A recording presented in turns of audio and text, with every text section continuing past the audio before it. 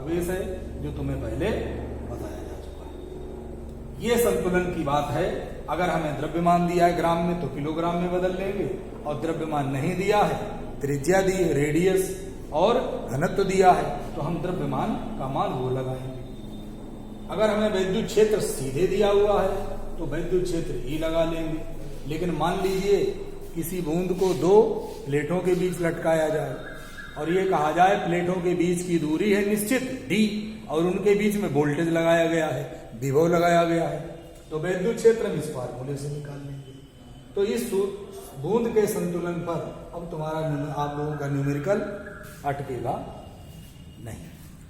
बस इसमें केवल जो सबसे बड़े कॉन्सेप्ट की चीज है, संतुलन के लिए हर छात्र को थोड़ी थोड़ी समझ होती है और इस बात को समझ लेता है कि संतुलन का मतलब है या तो कोई बल लगे ना, और यदि कई बल लगते हैं तो परिणामी बल शून्य होना चाहिए।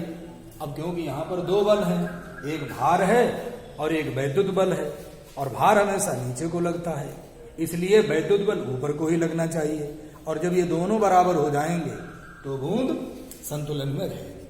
कॉन्सेप्ट की चीज केवल इसमें एक लाइन की है, और वो ये है कि अगर हम धनावेशित बूंद को लटकाते हैं और संतुलन बनाते हैं तो विद्युत क्षेत्र किधर को होना चाहिए, और अगर हम ऋणावेशित बूंद को लटकाते हैं तो विद्युत क्षेत्र की दिशा किधर को होनी चाहिए। तो इसमें मैं बड़े सुकून से लाइनें बोल रहा हूं। धन आवेश पर वैद्युत बल की दिशा, धन आवेश पर वैद्युत बल की दिशा वैद्युत क्षेत्र की दिशा में होती है। ऋण आवेश पर वैद्युत बल वैद्युत क्षेत्र की विपरीत दिशा में लगता है।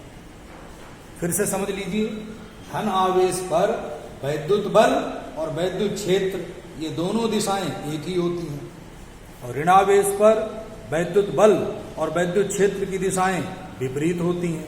अब बच्चों, संतुलन के लिए ये पहले ही निर्धारित है कि भार नीचे को लगना चाहिए। 5 मिनट बस सुनो शर्मा जी, 2 मिनट हो गए। वैद्युत बल, संतुलन के लिए वैद्युत बल ऊपर की ओर ही लगना चाहिए, भार नीचे की ओर ही लगना चाहिए। तो वैद्युत बल निर्धारित है, वैद्युत बल की दिशा संतुलन के लिए ऊपर की ओर होनी चाहिए। अब सवाल ये है, अगर हमने धनावेशित बूंद को लटकाया है तो वैद्युत बल ऊपर लगने के लिए वैद्युत क्षेत्र की दिशा भी ऊपर को, और यदि हमने ऋणावेशित बूंद को लटकाया है तो वैद्युत बल ऊपर की ओर होने के लिए वैद्युत क्षेत्र की दिशा नीचे की ओर होनी चाहिए। यही एक कॉन्सेप्ट की बात है। फिर बता दूं, धनावेश पर बल की दिशा वैद्युत क्षेत्र की दिशा में, ऋणावेश पर बल की दिशा वैद्युत क्षेत्र की विपरीत दिशा में। भार, संतुलन के लिए भार के नीचे को ही लगना है, वैद्युत बल ऊपर को ही लगना है। यदि धनावेशित बूंद है तो वैद्युत बल ऊपर को लगे, इसके लिए वैद्युत क्षेत्र भी ऊपर को हो, और ऋणावेशित बूंद है तो वैद्युत बल ऊपर को लगे, इसके लिए वैद्युत क्षेत्र नीचे की ओर होना चाहिए। ये इसका थ्योरेटिकल पार्ट का समापन हो गया है। अगले लेक्चर में हम 10 मिनट में इसकी समरी बताएंगे, उसे ध्यान से पढ़ेंगे। और अब यदि आपने पाठ को बहुत अच्छी तरीके से पढ़ लिया है तो न्यूमेरिकल्स में आपको कोई समस्या नहीं आनी चाहिए। अगर आप बार बार किसी न्यूमेरिकल पर अटकते हैं तो समझ लीजिए आपने हमारे कहे हुए को आधा सुना, आधा समझा।